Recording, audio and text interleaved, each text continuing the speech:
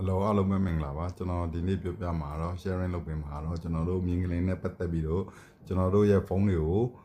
တတိပေးတဲ့ setting ကိုကျွန်တော်တို့ဖုန်းတိုင်းမှာလုပ်လို့ရတဲ့ဟာဆိုတဲ့ဟာကိုကျွန်တော်ပြောပြသွားမှာဖြစ်ပါတယ်ကျွန်တော်တို့ဖုန်းတွေက Android ဖုန်းတွေဆိုလို့ရှိရင် Google Map နဲ့ချိတ်ပြီးသားဖြစ်တဲ့အတွက် Google Map နေပြီးတော့ကျွန်တော်တို့ရဲ့ဖုန်းတွေကိုငလင်နဲ့ပတ်သက်ပြီးတော့တတိပေးချက်တွေကိုပေးပို့ဖို့အတွက် sender တစ်ခုပါပါတယ်အဲ့ဒီဟာကြတော့ကျွန်တော်တို့ဖုန်းတိုင်းမှာပါတာဖြစ်ပါတယ်အဲ့ဒီ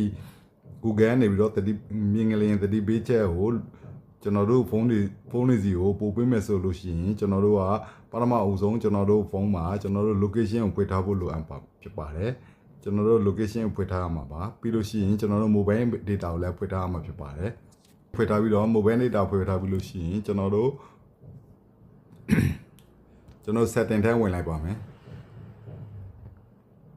setting ထဲရောက်လို့ရှိရင်ကျွန်တော်ဒီဗမာစာမီနူးနဲ့ပြမှာဖြစ်တဲ့အတွက် setting ထဲရောက်လို့ရှိရင်တော့ကျွန်တော်တို့ဒီမှာလုံခြုံရေးနဲ့အရေးပေါ်ဆိုတဲ့ဟာတွေကိုဝင်ရမှာဖြစ်ပါတယ်အဲ့ဒီနေရာမှာကျွန်တော်တို့ Android ဖုန်းထဲမှာဒီလိုမျိုးလုံခြုံရေးနဲ့အရေးပေါ်ဆိုတာကိုပါမှာဖြစ်ပါတယ်အဲ့ဒါဗမာမီနူးနဲ့ဖြစ်တဲ့အတွက်ဗမာစာနဲ့လုံခြုံရေးအရေးပေါ်ဆိုတာထဲမှာကျွန်တော်တို့သွားနှိပ်လိုက်လို့ရှိရင်ဒီမှာငလျင်တတိပေးချက်ဆိုတာကိုတွေ့မှာဖြစ်ပါတယ်အဲ့ဒီငလျင်တတိပေးချက်ကိုနှိပ်လိုက်လို့ရှိရင်ဒီလိုမျိုးပေါ်လာမှာဖြစ်ပါတယ်အဲ့ဒီမှာ earthquake alert ဆိုတာဟာတကယ်လို့မိတ်ဆွေဖုန်းမှာမ on ထားသေးဘူးဆိုလို့ရှိရင် on ပေးလိုက်ရမှာဖြစ်ပါတယ် on ပေးလိုက်လို့ရှိရင်တကယ်လို့ကျွန်တော်တို့ဖုန်းက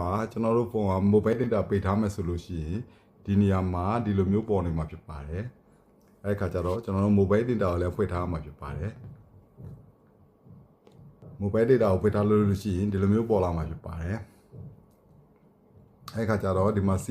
demo ဆိုတာလေးကိုကြည့်မယ်ဆိုလို့ရှိရင်တကယ်လို့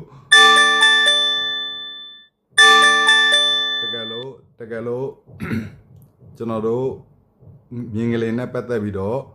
ကျွန်တော်တို့ဖုန်းကိုGoogle နေပြီးတော့ကျွန်တော်တို့ဒီကိုသတိပေးချက်ဝင်လို့ရှိရင်ဒီလိုမျိုးဝင်လာမှာဖြစ်ပါတယ်အဲ့ခါကျတော့ဒါပေမဲ့တခုရှိတာကျွန်တော်တို့ Google နေပြီးတော့မြင်ကလေးနဲ့ပတ်သက်ပြီးတော့သတိပေးချက်ကိုကျွန်တော်တို့